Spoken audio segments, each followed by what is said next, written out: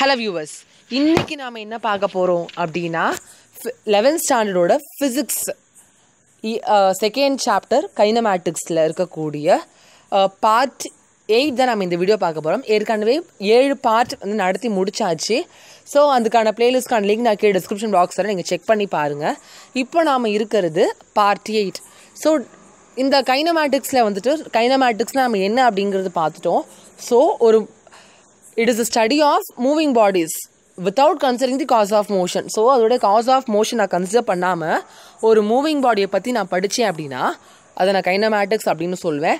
So அது சம்மந்தப்பட்ட வெவ்வேறான தலைப்புகளை நம்ம பார்த்து முடிச்சாச்சு. இப்போ நாம் இன்டெக்ரல் கால்குலஸ் இருக்கும், தொகை நுண் கணிதம். ஏற்கனவே நம்ம டிஃப்ரென்ஷியல் கால்குலஸ் நம்ம முடிச்சிட்டோம். ஸோ நீங்கள் டிஃப்ரென்ஷியல் கால்குலஸ் வீடியோவை பார்த்தா மட்டும்தான் உங்களால் இன்டெக்ரல் கால்குலஸ் புரிகிற மாதிரி இருக்கும். ஸோ அதனால் பார்ட் 7 பார்க்காதவங்க பிளேலிஸ்ட் லிங்க்கை யூஸ் பண்ணி பார்ட் 7 பார்த்து முடிச்சுட்டு அதுக்கப்புறம் பார்ட் 8 வாங்க. அப்போ தான் உங்களுக்கு இன்டெக்ரல் கால்குலஸ் புரியும். அது ஏன் அந்த கண்டினியூஷனுக்கு நான் இப்போ உங்களுக்கு இந்த வீடியோவில் சொல்கிறேன். ஓகே, ஸோ வகை நுண்கணிதம் முடிச்சாச்சு. இப்போ நம்ம தொகை நுண்கணிதத்துக்குள்ளே வந்துட்டோம். Okay, differential integral. முதல்ல இதுக்கான டிஃப்ரென்ஸ் நாம் தெரிஞ்சுக்கணும். டிஃப்ரென்ஷியல் கால்குலஸ்னால் என்ன, இன்டெக்ரல் கால்குலஸ்னால் என்ன, இதோட அடிப்படை வித்தியாசம் நம்ம தெரிஞ்சுக்கிட்டால் மட்டும்தான் நம்மளால் என்ன பண்ண முடியும், மேற்கொண்டு நம்மளால் நகர முடியும் இல்லையா. ஸோ டிஃப்ரென்ஷியல் கால்குலஸ் அப்படிங்கிறது என்ன அப்படின்னா rate of change in a continuous process.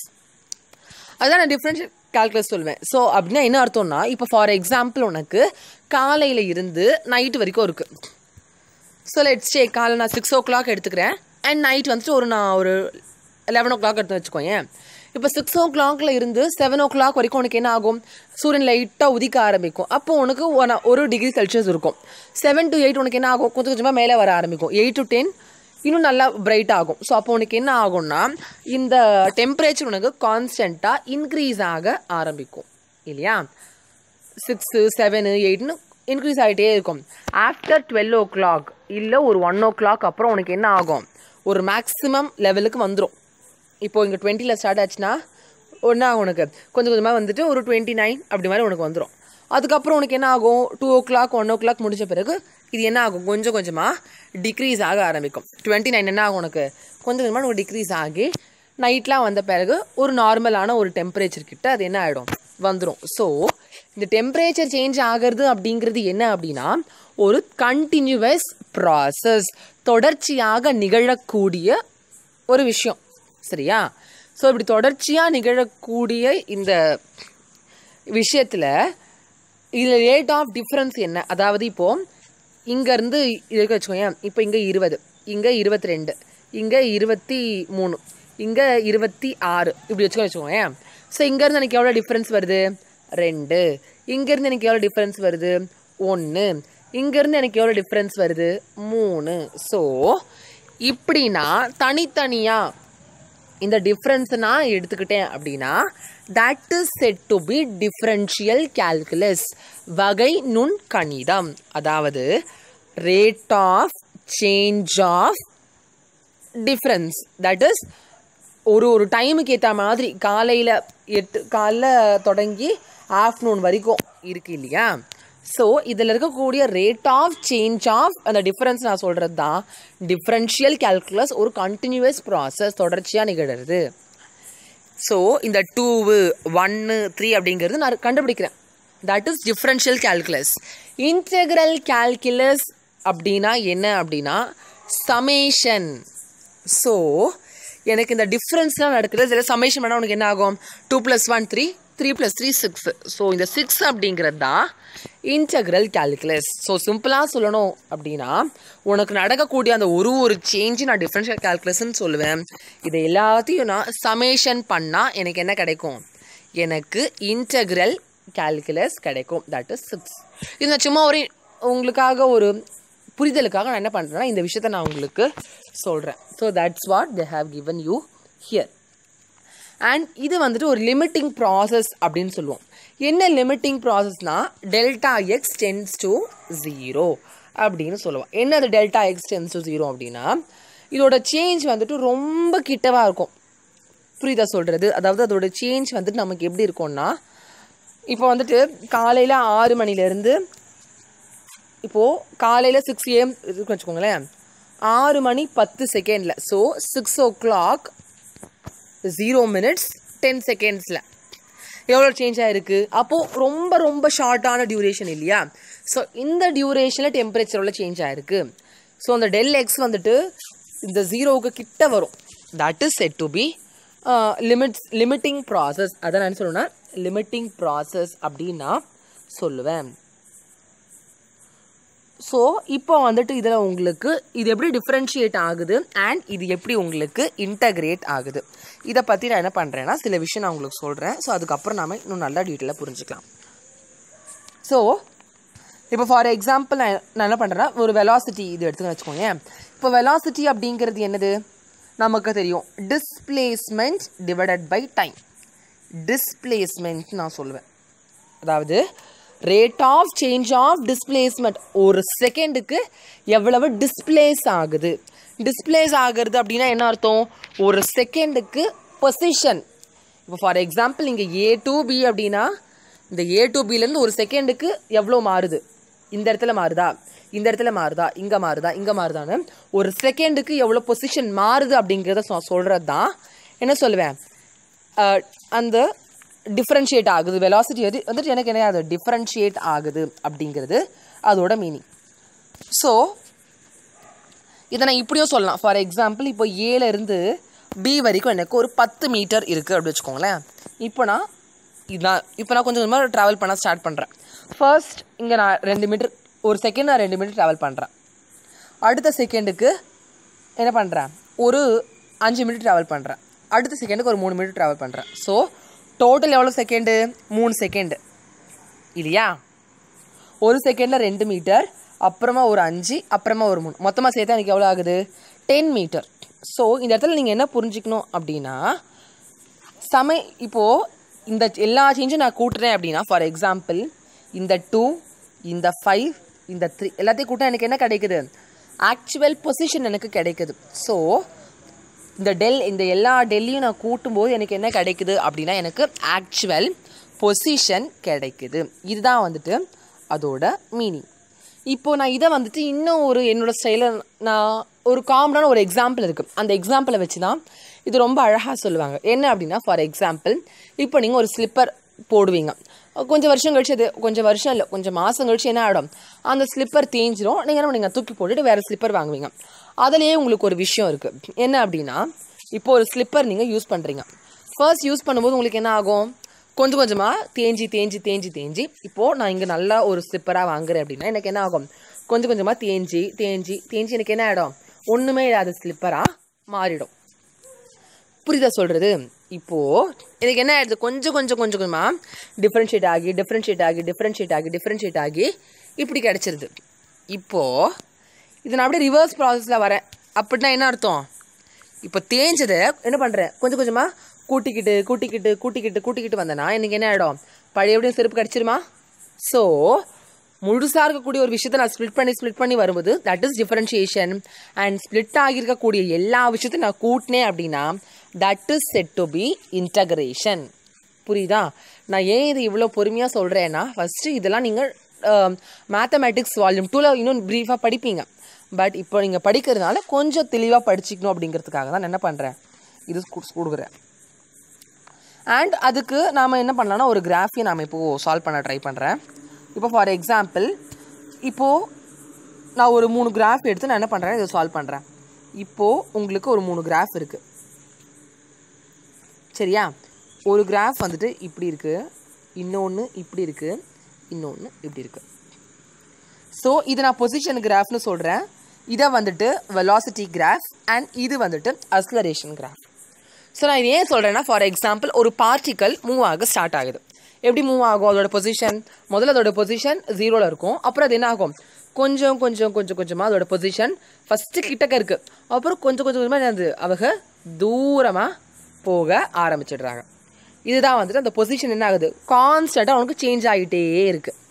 So நான் என்ன சொன்னேன், பொசிஷன் எப்படி சேஞ்ச் ஆகுது, கான்ஸ்டண்ட்டாக சேஞ்ச் ஆகுது. அப்படின்னா என்ன அர்த்தம், ஒரு செகண்டுக்கு 1 மீட்டர், 2 செகண்டுக்கு 4 மீட்டர், அப்படியே என்ன ஆகுது, கொஞ்சமாக இது சேஞ்ச் ஆகுறது. ஸோ நல்லா புரிஞ்சுக்கோங்க, இதோட பொசிஷன் கான்ஸ்டண்ட்டாக சேஞ்ச் ஆகுறதுனால அதோட வெலாசிட்டி உங்களுக்கு எப்படி இருக்கும்?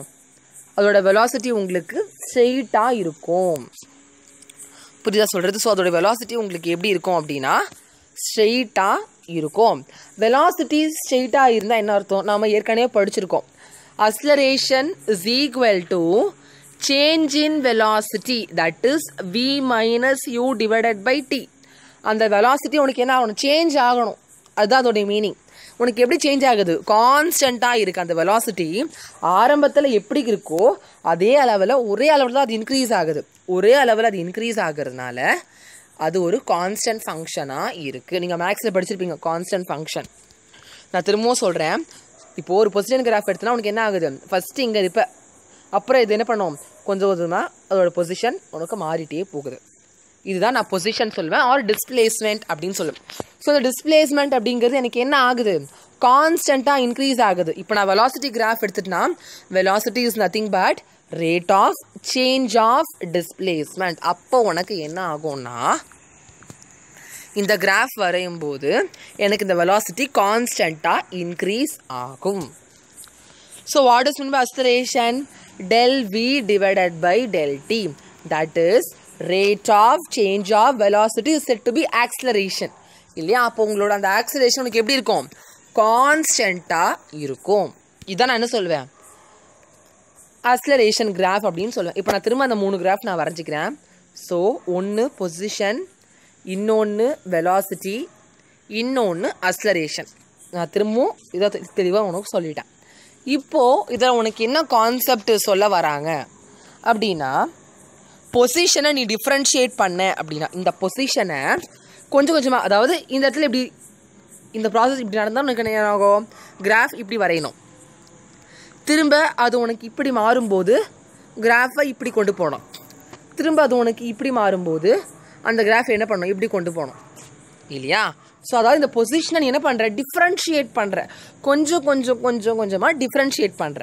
ஸோ இந்த பொசிஷனை நீ டிஃப்ரென்ஷியேட் பண்ணால் உனக்கு என்ன கிடைக்கும்?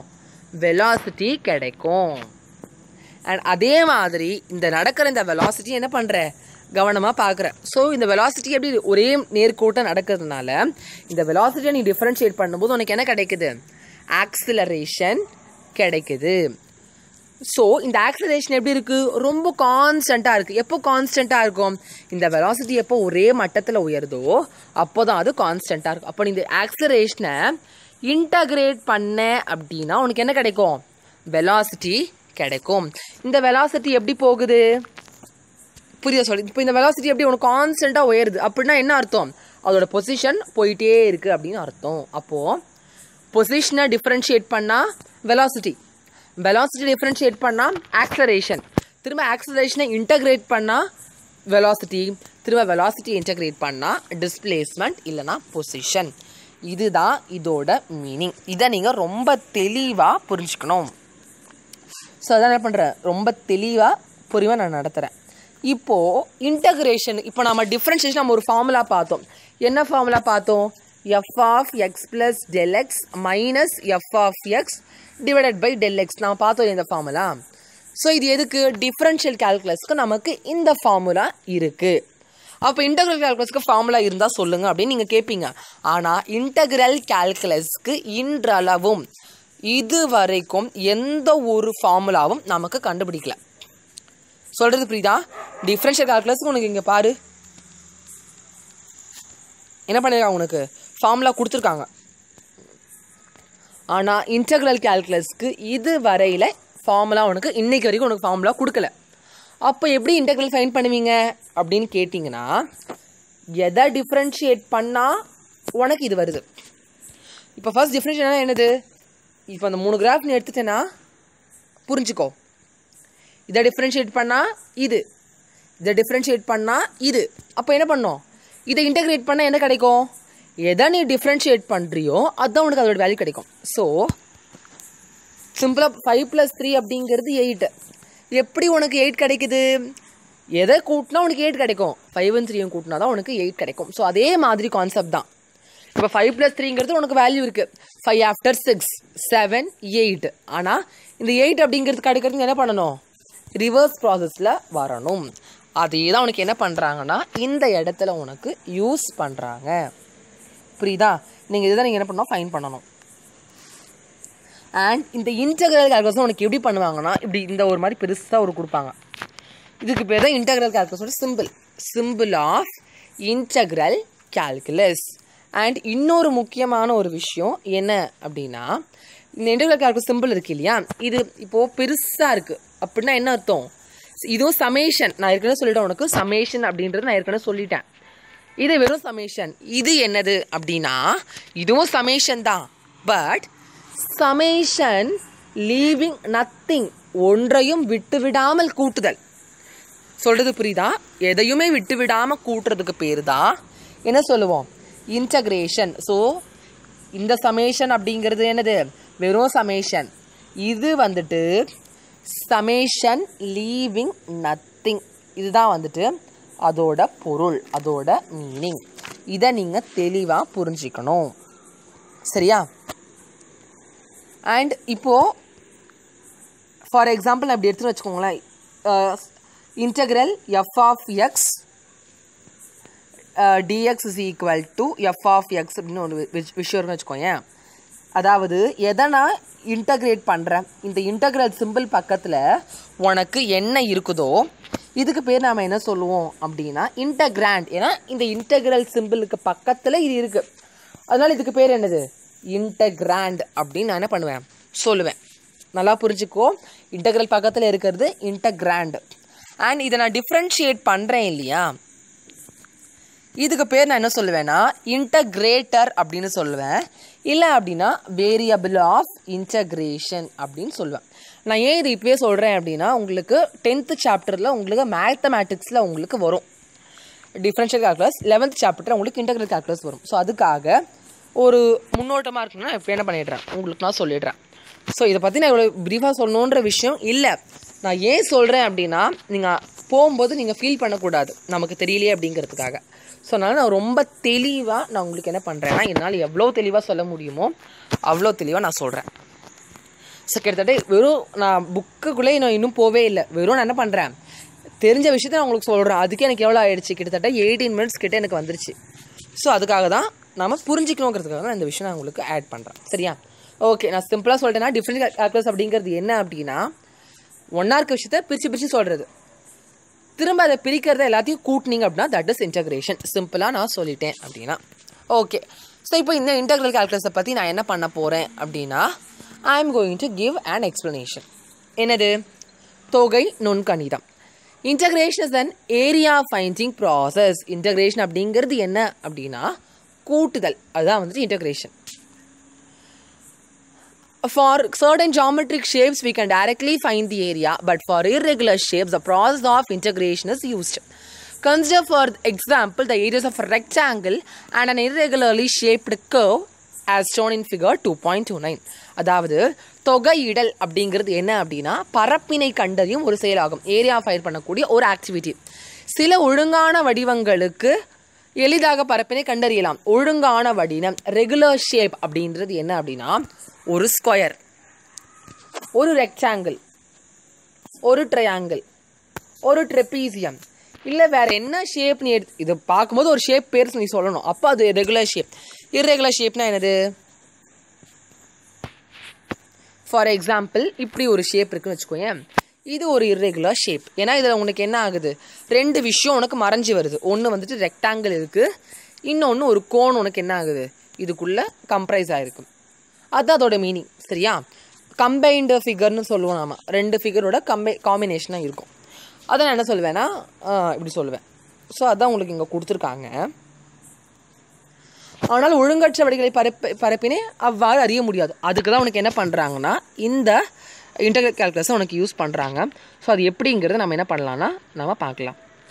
இப்போது உனக்கு கொடுத்துருக்காங்க, என்ன கொடுத்துருக்காங்க, ஒரு கிராஃப் கொடுத்துருக்காங்க உனக்கு இந்த இடத்துல. ஸோ இது வந்துட்டு ஏ, இது வந்துட்டு பி, அண்ட் இங்கே இருக்கிறது உனக்கு என்ன பண்ணிட்டாங்க சி அப்படின்னு கொடுத்துட்டாங்க. இப்போ அதோட ஏரியா எப்படி ஃபைண்ட் பண்ணுவேன், இங்கே இருந்து இது வரைக்கும் ஒரு டிஸ்டன்ஸ். ஃபார் எக்ஸாம்பிள் என்னோட கிராஃப் இப்படி இருந்ததுன்னா நான் என்ன பண்ணுவேன், இங்கே 0, இங்கே 1, இங்கே 2, அண்ட் இதே மாதிரி இங்கே 1, இங்கே 2. அப்போ நான் என்ன பண்ணுவேன், லென்த் இன்டூ பிரெட், கரெக்டா? ஸோ இந்த லென்த் எவ்வளோ வருது அண்ட் இந்த பிரெட் எவ்வளோ வருது. அப்போ நான் எப்படி ஃபைன் பண்ணுவேன்? 2 - 1 1 1 இன்டூ இதோட லென்த் பிரெட் எவ்வளோ 2. அப்போ 1 × 2 2. இவ்வளோ தான் இந்த சம். ஸோ இதுதான் நான் இங்கேயே ஃபைன் பண்ண போகிறேன். ஸோ என்ன பண்ண போகிறேன்னா ஃபஸ்ட்டு B - A எடுத்துக்க போகிறேன். அதான் உங்களுக்கு கொடுத்துருக்காங்க. ஃபஸ்ட்டு என்ன பண்ண போகிறேன்? B - A எடுத்துக்க போகிறேன். அண்ட் உன்னோட லென்த் என்னது? C. ஸோ அதுதான் உன்னுடைய ஆன்சர். ஸோ இந்த ரெக்டாங்கிளோட இது வேணுது லென்த் இன்டூ பிரெட். இதுக்கு நான் ஈஸியாக ஃபைன் பண்ணிட்டேன். பட் நான் இதுக்கு எப்படி ஃபைன் பண்ண போகிறேன் யோசிங்க. இது உனக்கு எப்படி இருக்குது? ஒரு மாதிரி கிளிஃப் மாதிரி கொடுத்துருக்காங்க, கிட்டத்தட்ட ஒரு மவுண்டெயின் மாதிரி இருக்குது பார்க்குறதுக்கு. ஸோ இதை நான் எப்படி ஃபைன் பண்ண போகிறேங்கிறத இப்போ பார்க்கலாம்.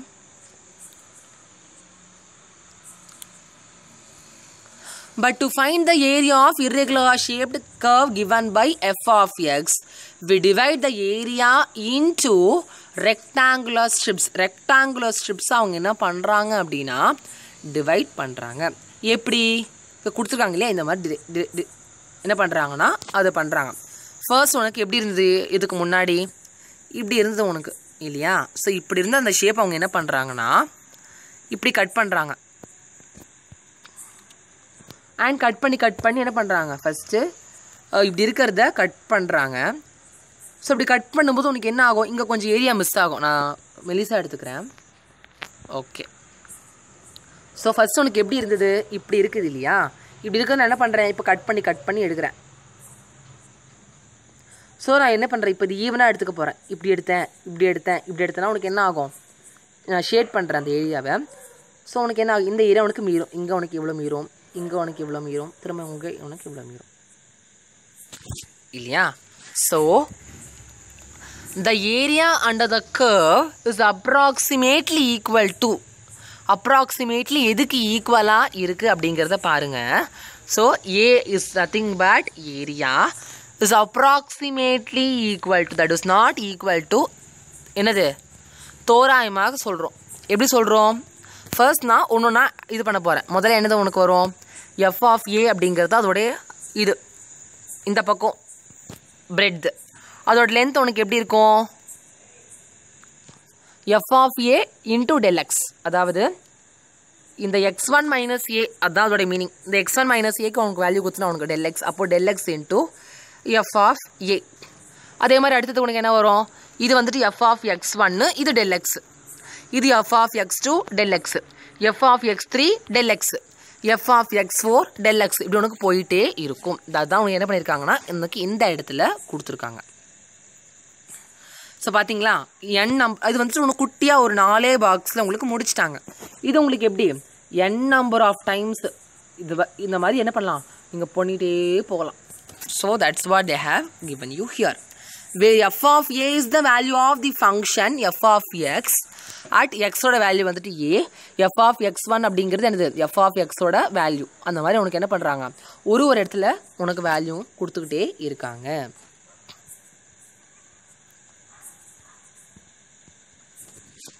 So as we increase the number of strips, இங்கே உனக்கு 4 ஸ்ட்ரிப் மட்டும்தான் இருக்குது. ஒருவேளை இதை நான் என்ன பண்ணுறேன், இன்னும் இன்க்ரீஸ் பண்ணுறேன் அப்படின்னா the area evaluated becomes more accurate. Correct தானே? ஸோ நான் இப்படி பண்ணும்போது எனக்கு என்ன ஆகும்? கொஞ்சம் அக்யூரேட் கம்மியாக இருக்கும். இதை நான் இன்னும் ஒரு 3 பீஸாக பண்ணும்போது இன்னும் அக்யூரேட்டாக இருக்கும். இதே நான் இன்னும் நல்லா டிவைட் பண்ணும்போது இன்னும் அக்யூரேட்டாக இருக்கும். நல்லா பண்ணும்போது இன்னும் புரியுதா?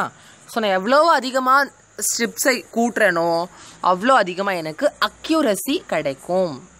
அதுதான் அதோட மீனிங். ஸோ செவ்வகப்பட்டைகளின் எண்ணிக்கை அதிகரிக்கும் போது பரப்பை அளவிடுதலின் துல்லியத்தன்மை அக்யூரசி மைட் இன்க்ரீஸ். அண்ட் அதுக்கு உங்களுக்கு என்ன பண்ணிட்டாங்க? ஃபார்முலா உங்களுக்கு கொடுத்துட்டாங்க. If the area under the curve is divided into n strips. So எவ்வளோ ஸ்ட்ரிப்னு தெரியாது, நான் என்ன பண்ணிக்கிறேன் தோராயமாக n ஸ்ட்ரிப்ஸ்ன்னு எடுத்துக்கிறேன். அப்போ எனக்கு என்ன ஆகும்? A is approximately or equal to என்ன பண்ணலாம்? சமேஷன் எங்கே ஸ்டார்ட் ஆகுது உனக்கு? இங்கே 1ல் ஸ்டார்ட் ஆகுது. 1ல் ஸ்டார்ட் ஆகி n ஈக்குவல் டு 1லேருந்து n வரைக்கும் இருக்குது. அதோட லென்த் என்னது?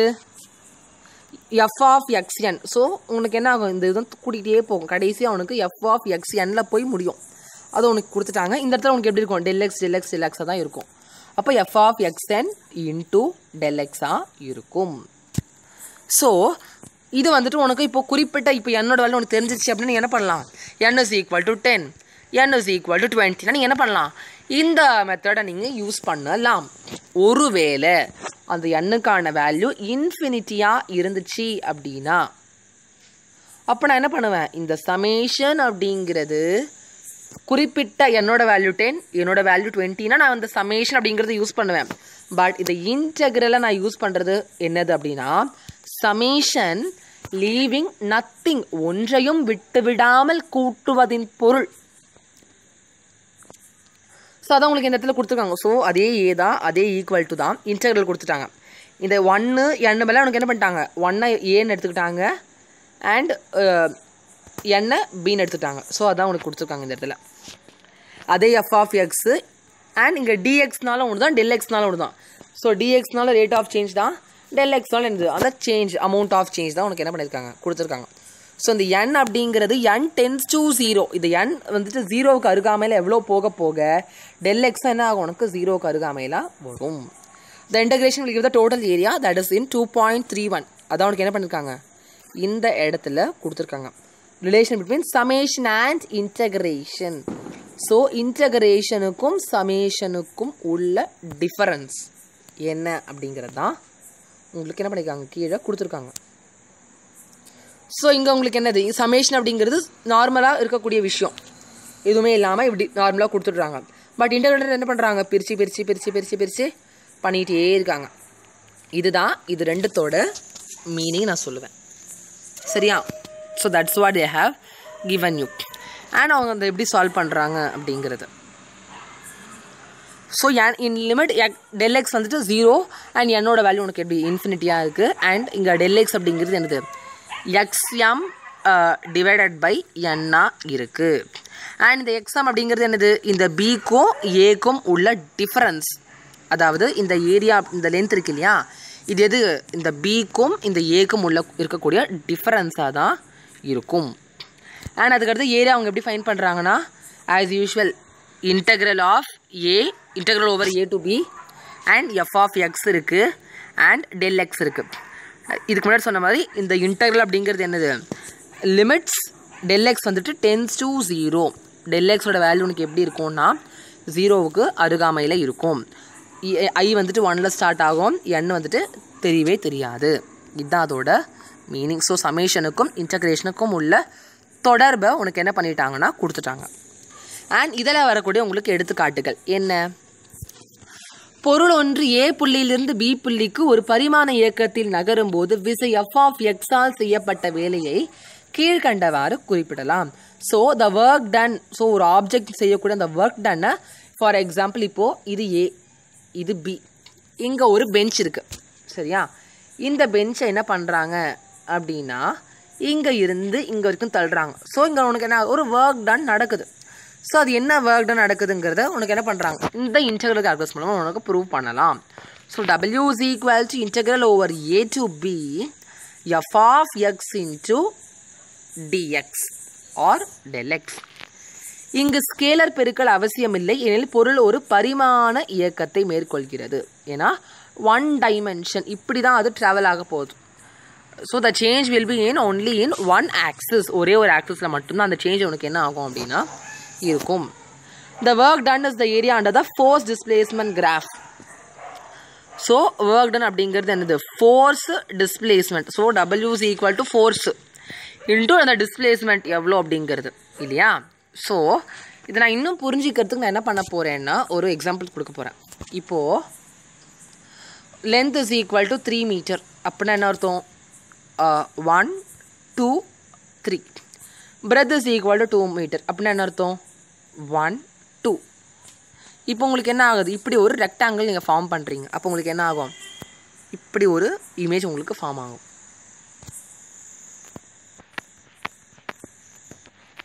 இல்லையா. இதுதான் இந்த இமேஜ். இப்போ இந்த இமேஜோட ஏரியா எப்படி ஃபைண்ட் பண்ணுவீங்க, இங்கே 0 ஆரம்பிச்சதுன்னா என்ன பண்ணுவீங்க 1 2 3. அப்போது 3 1 2 அப்போ 2 மொத்தம் 6 இப்படியே ஃபைன் பண்ணலாம். இல்லைனா வேறு மெத்தட் யூஸ் பண்ணலாம். ஒரு ஸ்கொயர் பாக்ஸ் நீங்கள் ஃபைன் பண்ணலாம். ஸோ நீங்கள் ஸ்கொயர் பாக்ஸ் போட்டுட்டிங்கன்னா ஒரு ஸ்கொயர் பாக்ஸ் 2 ஸ்கொயர் பாக்ஸ், நான் பிளாக் யூஸ் பண்ணுறேன். ஒரு square box 2 square box 3 square box 4 5 6, அப்போ மொத்தம் 6 சென்டிமீட்டர் ஸ்கொயர். அப்போ நீங்கள் உங்களுக்கு என்ன ஆகுது 6 ஸ்கொயர் யூனிட்ஸ் அப்படிங்கிற மாதிரி உங்களுக்கு என்ன கிடைக்குது. ஸோ இந்த length into breadth x axis that is multiplied with y axis. அதே மாதிரி தான் உங்களுக்கு நடக்கக்கூடிய அந்த ஒர்க் உங்களுக்கு எப்படி இருக்குது, ஃபோர்ஸ் உங்களுக்கு இந்த பக்கம் இருக்குது, டிஸ்பிளேஸ்மெண்ட் உங்களுக்கு இந்த பக்கம் இருக்குது. இதுதான் அதோட மீனிங். ஸோ விசையினால் செய்யப்பட்ட வேலை அதான் உங்களுக்கு என்ன பண்ணியிருக்காங்கன்னா உங்களுக்கு இந்த இடத்துல கொடுத்துருக்காங்க. சரியா? செகண்ட் உங்களுக்கு என்ன பண்ணாங்கன்னா இம்பல்ஸ். ஸோ இம்பல்ஸ் அப்படிங்கிறது உங்களுக்கு எல்லாருக்குமே நல்லா தெரியும். ஸோ ஒன்று ஷார்ட் அமௌண்ட் ஆஃப், ஸோ குறுகிய நேரத்தில் அதிக ஃபோர்ஸ் இருக்கும், இல்லை கம்மியான ஃபோர்ஸ் அதிக நேரத்துக்கு இருக்கும். The impulse given by the force in an interval of time, அதான் உங்களுக்கு என்ன பண்ணுறாங்க கால்குலேட் பண்ணி கொடுக்குறாங்க. அண்ட் அந்த இம்பல்ஸ் அப்படிங்கிறது உங்களுக்கு எப்படி இருக்கும், ஃபோர்ஸ் இன்டூ டைமாக உங்களுக்கு இருக்கும். அதை உங்களுக்கு என்ன பண்ணியிருக்காங்க, ஃபோர்ஸை வந்துட்டு ஒய் ஆக்சஸ்லையும் டைமை உங்களுக்கு எக்ஸ் ஆக்சஸ்லையும் ரெப்ரசென்ட் பண்ணி கொடுத்துருக்காங்க. ஸோ திஸ் வாட், ஸோ இங்கே உங்களுக்கு இதில் ஷேட் பண்ணுறாங்க இல்லையா, இந்த ஷேடிங் வேல்யூ தான் உங்களுக்கு என்ன கிடைக்கும், இம்பல்ஸோட வேல்யூவாக உங்களுக்கு இருக்கும். So that's what they have given you. So திரும்பவும் சொல்கிறேன், டிஃப்ரென்ஷியேஷன் அப்படிங்கிறது என்னது, rate of change of continuous process, that is differentiation. இன்டகிரேஷன்னா சமேஷன், லீவிங் நத்திங், ஒன்றையும் விட்டு விடாமல் கூட்டுதல், அதுதான் வந்து நான் என்ன சொல்லுவேன்னா இன்டகிரேஷன் அப்படின்னு நான் சொல்லுவேன். சிம்பிளான இதுதான், இதோட அது உங்களுக்கு முடிஞ்சிடும். சரியா? அண்ட் இப்போ நான் வந்துட்டு ரொம்ப டாபிக் போகிறேன். Average velocity, average speed, and அதுக்கப்புறம் உங்களுக்கு இன்ஸ்டன்டேனியஸ் வெலாசிட்டி ஆர் வெலாசிட்டி, அதுக்கப்புறம் யூ ஹேவ் மொமெண்டம். ஸோ இதோட நான் முடிச்சுக்கிறேன். ஓகே, ஸோ ஃபர்ஸ்ட் உங்களுக்கு எதில் ஸ்டார்ட் ஆகுதுன்னா average velocity. What is the difference between velocity, average velocity, instantaneous velocity?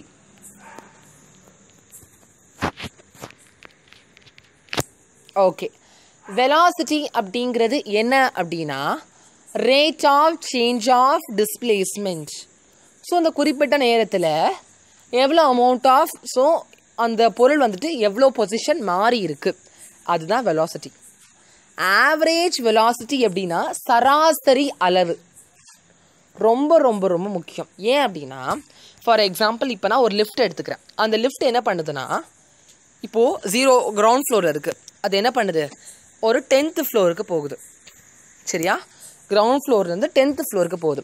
அது எடுக்கக்கூடிய டைம் என்னது அப்படின்னா 2 minutes எடுக்குது. ஸோ இந்த 2 minutes அது என்ன பண்ணுது, ஜியிலேருந்து 10th ஃப்ளோர் வரைக்கும், இல்லை ஃபர்ஸ்ட் ஃப்ளோர் வச்சுக்கோங்க. எஸ், இப்போது ஒரு லிஃப்ட் இருக்குது, ஃபர்ஸ்ட் ஃப்ளோர்லேருந்து 11th ஃப்ளோர் வரைக்கும் இருக்குது. சரியா? இப்போ அது என்ன பண்ண போகுது அப்படின்னா 2 minutesக்குள்ள அது போய் ரீச் ஆக போகுது. இப்போது அங்கே இடத்துல உங்களுக்கு என்ன ஆகும் அப்படின்றத நல்லா கவனிங்க.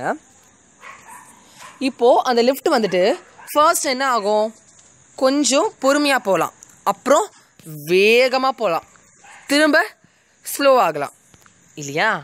ஸோ ஒரு இடத்துல என்ன ஆகலாம், ஏன்னா வந்துட்டு மொத்தமாக தான் 2 நிமிஷத்தில் போய் சேர்ந்துருக்கு இல்லையா? ஒரு இடத்துல அந்த லிஃப்ட் எப்படி வேணாலும் போயிருக்கலாம், அதை புரிஞ்சுக்கோங்க. இந்த ஒரே எக்ஸாம்பிள் வச்சு நம்ம இப்போ 3த்தையும் நான் சொல்ல போகிறேன். வெலாசிட்டி அப்படிங்கிறது என்ன அப்படின்னா இனிஷியல் பொசிஷன் அப்படிங்கிறது என்னது, ஃபர்ஸ்ட் ஃப்ளோர், ஃபைனல் பொசிஷன் அப்படிங்கிறது என்னது, 11th ஃப்ளோர். இதுக்குள்ளே நடந்த விஷயம் தான் என்னது, வெலாசிட்டி அப்படிங்கிறது. புரியுதா? இதே ஆவரேஜ் வெலாசிட்டி அப்படிங்கிறது என்ன அப்படின்னா இந்த ஃபர்ஸ்ட்லேருந்து லாஸ்ட் வரைக்கும் 2 நிமிஷம் அப்படின்னா ஆவரேஜாக சராசரியாக அது எவ்வளவு எடுத்துக்கும், 1.5 நிமிஷம் எடுத்துக்குமா, இல்லை 2.5 நிமிஷம் எடுத்துக்குமா, இந்த மாதிரி வர்றது தான் என்னது ஆவரேஜ் வெலாசிட்டி. அப்போ இன்ஸ்டன்டேனியஸ் வெலாசிட்டி என்னது, for example instant coffee, instant curd mix, instant powder அப்படின்னு சொல்லுவோம். அப்படின்னா என்ன அர்த்தம், ஒரே செகண்டில் அந்த காஃபி ரெடி ஆகிடும், ஒரே செகண்டில் அந்த பவுடர் ரெடி ஆகிடும். அதே மாதிரி தான் பர்டிகுலராக 10th செகண்டில் அந்த லிஃப்டோட வெலாசிட்டி என்ன, பர்டிகுலராக 50th செகண்டில் அதோட வெலாசிட்டி என்ன, இந்த மாதிரி நான் ஃபைண்ட் பண்ணேன் அப்படின்னா that is said to be instantaneous velocity. Okay, இப்போ நம்ம உள்ளே போகலாம். சராசரி திசை வேகம். தொடக்கத்தில் P என்ற புள்ளியில் உள்ள துகள் ஒன்றை கருதுக. ஸோ ஒரு பார்ட்டிகல் நான் எடுத்துக்கிறேன். அந்த பார்ட்டிகல் வந்துட்டு இனிஷியலாக P அப்படிங்கிற பொசிஷனில் இருக்குது. அதன் நிலை வெக்டர் R1 ஆகும். ஸோ அதோட பொசிஷன் வெக்டார் என்னதுன்னா R1 வெக்டாராக இருக்கும். இந்த time interval del t. So அந்த del t அப்படிங்கிற அந்த டைம் இன்டர்வல், அந்த கால இடைவெளியில் அந்த பார்ட்டிகல் என்ன பண்ணுது அப்படின்னா Q அப்படிங்கிற பாயிண்ட்டுக்கு மூவ் ஆகுது, ஹேவிங் பொசிஷன் வெக்டார் R2. இப்போ இந்த இடத்துல டிஸ்பிளேஸ்மெண்ட் என்னது, final position R2, initial position R1. So R2 vector R1 vector, அந்த டிஸ்பிளேஸ்மெண்ட் என்ன பண்ணுறேன் del R அப்படின்னு எடுத்துக்கிறேன். ஸோ இதுதான் வந்துட்டு கொடுத்துருக்க விஷயம். சரியா, அதை உங்களுக்கு ஒரு டயக்ராமில் கொடுத்துருக்காங்க, இங்கே பாருங்கள். The average velocity is defined as ratio of the displacement vector to the corresponding time interval, which means average velocity அப்படிங்கிறது என்னது, V average, that is velocity average though on the vector. So V average is equal to ratio of, in the sense divide displacement vector, அதாவது del R vector to the corresponding time interval, that is del T. திரும்பவும் புரிஞ்சுக்கோங்க, உங்களுக்கு இந்த இடத்துல படம் இருக்குது. So இது வந்துட்டு R1 வெக்டார், இது வந்துட்டு R2 வெக்டார். சரியா, இந்த பொசிஷன் P, இந்த பொசிஷன் Q, இது ரெண்டுத்துக்கும் உள்ள டிஸ்டன்ஸ் என்னது del R. இதை எப்படி ஃபைண்ட் பண்ணுவேன், R2 minus R1 will give me the del R value, del R vector value. So V average is equal to del R vector divided by del T. இதுதான் உங்களோட average vector. அப்போ average speed அப்படிங்கிறது என்னது, same. So இது definition உங்களுக்கு கேட்கலாம். So டெஃபினிஷனை கொஞ்சம் தெளிவாக படித்து வச்சுக்கோங்க.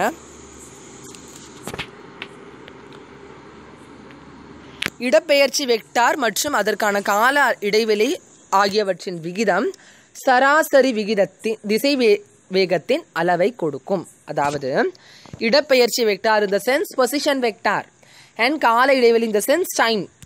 ஸோ ரெண்டு சேர்க்கும்போது உங்களுக்கு என்ன ஆகும் அப்படின்னா சராசரி திசை வேகம், ஆவரேஜ் வெலாசிட்டி உங்களுக்கு கிடைக்கும். Then what is mean by average speed, துகள் கடந்து சென்ற பாதையின் மொத்த நீளத்திற்கும் எடுத்துக்கொண்ட கால இடைவெளிக்கும் உள்ள தகவு சராசரி வேகமாகும். ஃபார் எக்ஸாம்பிள், உன்னோட ஆவரேஜ் மார்க் என்ன, இப்போ நான் இங்கிலீஷில் 75, தமிழில் ஒரு 85, மேக்ஸில் ஒரு 65, சோஷியலில் ஒரு 92 அண்ட் சயின்ஸில் ஒரு 100. இப்போ என்ன ஆகும், உனக்கு உன்னோட ஆவரேஜ் மார்க் என்ன பண்ணுவேன், இது எல்லாத்தையும் கூட்டி 5ஆல் வகுப்பேன். அப்போ உனக்கு ஒரு மார்க் கிடைக்கும். ஃபார் எக்ஸாம்பிள் 90 கிடைச்சதுன்னா அப்போது நான் ஆவரேஜ் 90 மார்க் எடுப்பேன். That is your meaning. So அதே மாதிரி average speed in the sense that is the ratio of total path covered which is divided by total time. இதை நம்ம இன்னும் ப்ராப்ளம்லாம் போட்டோம்னா நமக்கு என்ன ஆகும், இன்னும் தெளிவாகவே புரியும். இன்ஸ்டன்டேனியஸ் வெலாசிட்டி ஆர் வெலாசிட்டி, அது ரெண்டுமே ஒன்று. இன்ஸ்டன்டேனியஸ் வெலாசிட்டினாலும் ஒன்று தான், வெலாசிட்டி அப்படின்னாலும் ஒன்று தான். டி நேரத்தில் இருக்கும் உடனடி திசை வேகம் அல்லது எளிமையாக டி நேரத்தில் திசை வேகம் என்பது டெல் டி டென்ஸ் டு 0 என்ற நிபந்தனையில் கிடைக்கப்பெறும் சராசரி திசை வேகம் ஆகும்.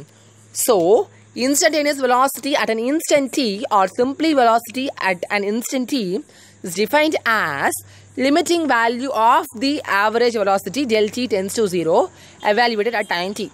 ஒன்றுமே புரியாத மாதிரி தான் இருக்கும் உங்களுக்கு இதை படித்தா. இப்போது நாம் இப்படி உள்ளே வருவோம். இப்போ உங்களுக்கு ஈஸியாக புரியும்.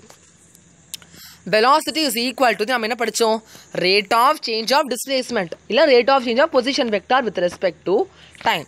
அப்படின்னா என்ன அர்த்தம், வெலாசிட்டி அப்படிங்கிறது டிஸ்பிளேஸ்மெண்ட் டிவைடட் பை டைம் இல்லையா. இப்போ உங்களுக்கு என்ன பண்ணுறாங்கன்னா இந்த வெலாசிட்டி வெக்டாரை அவங்க என்ன பண்ணுறாங்க, டைம் டெல் டி தான் உங்களுக்கு இருக்கு இல்லையா. ஸோ அந்த டெல் டியை வந்துட்டு ரொம்ப ஷார்ட் டைமாக எடுத்துக்கலாம். அதாவது 0.000000000000001 செகண்ட் இப்படி வச்சுக்கோங்களேன். ஸோ இந்த மாதிரி ஒரு இது வச்சுக்கோங்களேன். அப்போ உங்களுக்கு என்ன ஆகும், அது வந்துட்டு 0க்கு ரொம்ப கிட்ட இருக்குது.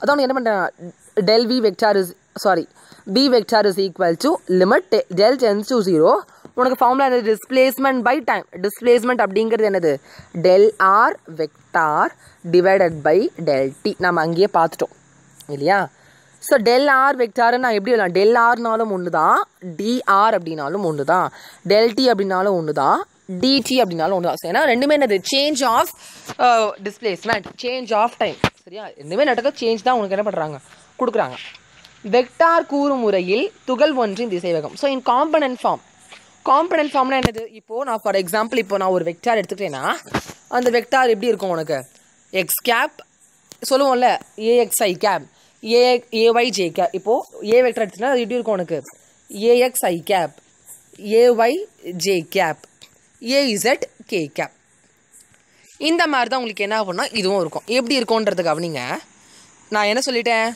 B vector is equal to del r divided by del t dr vector divided by dt vector இப்போ நான் என்ன பண்ணுறேன் இந்த r வெக்டாருக்கு தான் உனக்கு என்ன ஆகும் x component y component z component இருக்கும் அப்போ நான் என்ன பண்ணுறேன் இந்த r வெக்டார் நான் எப்படி எழுதுகிறேன் rx i cap ry j cap and rz k cap அதான் உனக்கு என்ன பண்ணுறாங்க இந்த r வெக்டாரை so dr divided by dt இங்கே d இருக்குது d by dt இருக்குது இந்த r தூக்கிட்டு என்ன பண்ணிடுறான் உனக்கு xi cap xy cap sorry xi cap yj cap zk cap மாற்றிடுறாங்க அண்ட் அதுக்கப்புறம் என்ன பண்ணுறாங்க மல்டிப்ளை பண்ணுறாங்க d into xi cap by dt அப்போ என்ன பண்ணுறாங்க dx by dt dy by dt dz by dt அப்படிங்கிற மாதிரி கொடுத்துறாங்க ஸோ dx by dt அப்படிங்கிறது என்னது x component of velocity so ஒரு கிராஃப் வரைஞ்சிக்கோங்க இது x ஆக்சிஸ் இது y ஆக்சிஸ் இது z ஆக்சிஸ் ஒரு பார்ட்டிக்கல் ட்ராவல் ஆகுது அந்த பார்ட்டிக்கல் என்ன எப்படி இருக்கலாம் எக்ஸ்லேருந்து சில டிஸ்டன்ஸ் தள்ளி இருக்குது ஒய்லேருந்து சில டிஸ்டன்ஸ் தள்ளி இருக்குது இசட்லேருந்து சில டிஸ்டன்ஸ் தள்ளி இருக்குது இல்லையா ஸோ அது எப்படி ட்ராவல் ஆகும் ஒரு கான்ஸ்டண்ட்டாக தான் ட்ராவல் ஆகிட்டே இருக்கும் ஸோ அது எக்ஸில் எவ்வளோ வெலாசிட்டியில் ட்ராவல் ஆகிட்டுருக்கு திசை வேகத்தின் எக்ஸ் கூறு அதே மாதிரி திசை வேகத்தின் ஒய் கூறு திசை வேகத்தின் இசட் கூறு அதான் உனக்கு என்ன பண்ணியிருக்காங்கன்னா உனக்கு கொடுத்துருக்காங்க ஸோ நம்ம ஏற்கனவே படிச்சிருக்கோம் த மேக்னிடியூட் ஆஃப் வெலாசிட்டி அப்படிங்கிறது என்ன பண்ணியிருக்கேன் இஸ் கால்ட் ஸ்பீட் ஸோ ஸ்பீடும் வெலாசிட்டியும் கிட்டத்தட்ட சேம் தான் ஸ்பீடில் உனக்கு வெறும் மேக்னிடியூட் மட்டும் இருக்கும் 18 20 இருக்கும் ஆனால் இந்த இடத்துல உனக்கு -18 +18 உனக்கு என்ன ஆகும் இருக்கும் அதுதான் ரெண்டுத்தோட வித்தியாசம் ஸோ இந்த வெலாசிட்டி எப்படி ஃபைன் பண்ணுவேன் v is equal to square root of vx square v square y v square z இதை நான் ஏற்கனவே ஃபஸ்ட்டு செகண்ட் பார்ட் இல்லை தேர்ட் பார்ட்டில் நம்ம வீடியோ பார்த்தீங்கன்னா உங்களுக்கு என்ன ஆகும் தெளிவாக புரியும் ஸோ ஸ்பீட் அப்படிங்கிறது ஒரு ஸ்கேலார் ஒரு பாசிட்டிவ் ஸ்கேலார் வேகத்தின் அலகு மீட்டர்/செகண்ட் ஆகும் ஸோ அதை நீங்கள் என்ன பண்ணணும் தெளிவாக புரிஞ்சுக்கணும் டைம் ரொம்ப போகுது இன்னும் எவ்வளோ இருக்குது மொமெண்டம் மட்டும்தான் இருக்குது ஓகே ஸோ நான் மொமெண்டத்தோடு என்ன பண்ணிக்கிறேன்னா கிளாஸை முடிச்சிக்கிறேன் ஸோ மொமெண்டம் அப்படிங்கிறது ரொம்ப ரொம்ப ஈஸி தான் சரியா உந்தம் ஸோ மொமெண்டம் தமிழில் என்ன சொல்லுவாங்க அப்படின்னா உந்தம் அப்படின்னு சொல்லுவாங்க துகள் ஒன்றின் நேர்கோட்டு உந்தம் அல்லது உந்தம் என்பது அத்துகளின் நிறைக்கும் அதன் திசை வேகத்திற்கும் உள்ள பெருக்கற்பலன் ஆகும் இதனை p வெக்டார் என குறிப்பிடலாம் இது ஒரு வெக்டார் அளவு ஆகும் சிம்பிளாக சொல்லணும்னா நீங்கள் மொமெண்டம் படிச்சுவேன் so momentum is a product of mass into linear velocity சிம்பிளாக சொல்லணும்னா சரியா ஸோ லீனியர் மொமெண்டம் அப்படிங்கிறது என்ன அப்படின்னா மாஸையும் அண்ட் இந்த வெலாசிட்டி நம்ம ப்ராடக்ட் பண்ணணும் அதை உனக்கு எப்படி டினோட் பண்ணுறாங்கன்னா p வெக்டார்னு டினோட் பண்ணுறாங்க அண்ட் இது ஒரு வெக்டார் குவான்டிட்டி ஸோ அதை உனக்கு எப்படி எழுதுறாங்க p vector is equal to m into v vector இல்லையா the direction of momentum is also in the direction of velocity so velocity உனக்கு எந்த டைரக்ஷனில் போகுதோ அந்த டைரக்ஷனில் அந்த மொமெண்டமும் இருக்கும் அந்த மேக்னிடியூட் ஸோ அண்ட் இதோட மேக்னிடியூட் இதோட அளவு எப்படி இருக்கும் இதோட எண் மதிப்பு எப்படி இருக்கும் அப்படின்னா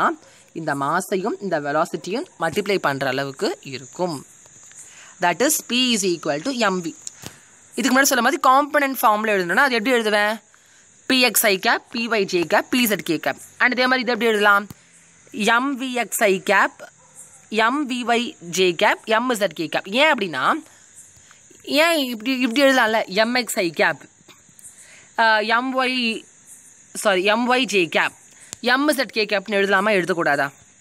எழுதலாம்ல. ஏன் வெறும் வீக்கு மட்டும் இங்கே நல்லா கவனிச்சா தெரியும், வீக்கு மட்டும்தான் உனக்கு இது மாதிரி கொடுத்துருக்காங்க, எம்முக்கு கொடுக்கல. ஏன் கொடுக்கல?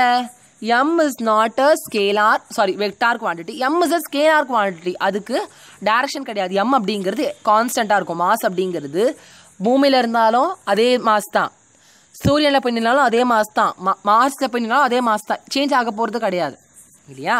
பட் வெலாசிட்டி அப்படிங்கிறது ஒரு இடத்துக்கும் சேஞ்ச் ஆகும். That is a vector.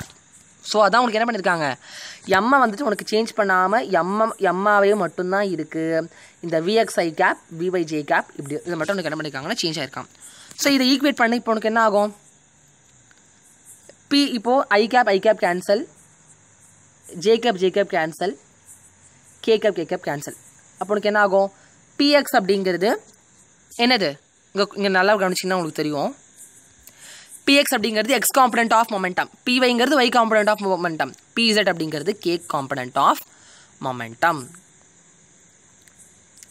Newton விதிகளில் உந்தத்தின் பங்கு மிக முக்கியமானதாகும். So the momentum of the particle plays a very important role in Newton's laws. பின்வரும் எடுத்துக்காட்டு நம்ம என்ன பண்ணுவோம் அதை பற்றி நம்ம புரிஞ்சிக்கலாம். ஸோ உங்களுக்கு ஒரு எக்ஸாம்பிள் கொடுத்துருக்காங்க, இதை மட்டும் நம்ம கவனிச்சுட்டு நம்ம இந்த லெசன் முடிச்சிக்கலாம். இந்த வீடியோ நம்ம முடிச்சிக்கலாம். ரொம்ப ரொம்ப ரொம்ப ஒரு சூப்பரான ஒரு எக்ஸாம்பிள் என்னை பொறுத்த வரையில். Consider a butterfly and a stone both moving towards you with the same velocity 5 meters per second. ஒரு வண்ணத்து பூச்சி சிறிய கல் ரெண்டுமே உனக்கு என்ன பண்ணுதுன்னா 5 meters per second என்ற திசை வேகத்தில் உன்னை வந்து மோதுது. இப்போ ஃபார் எக்ஸாம்பிள் ஒரு பட்டாம்பூச்சி உன்னை ஹிட் பண்ணுது அண்ட் ஒரு ஸ்டோன் உன்னை ஹிட் பண்ணுது. உனக்கு எது வலிக்கும்? பட்டாம்பூச்சி உனக்கு வலிக்காது, சாஃப்டாக இருக்கும். பட் ஸ்டோன் செமையாக வலிக்கும். மோதலின் விளைவுகள் இரண்டும் சமமாக இருப்பதில்லை. If both hit your body, the effects will not be the same. The effects not only depend upon the velocity. இதுவும் ஸ்டோனும் 5 meters per second தான், அதே மாதிரி பட்டர்ஃப்ளையும் 5 meters per second தான்.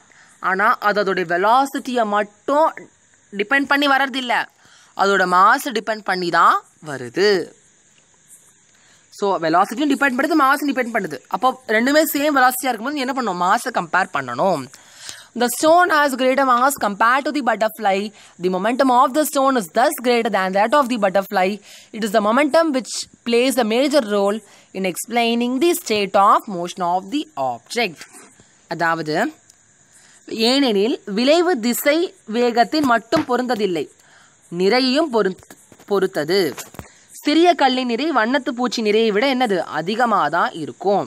எனவே சிறிய கல்லின் உந்தம் வண்ணத்து பூச்சியின் உந்தத்தை விட அதிகம்.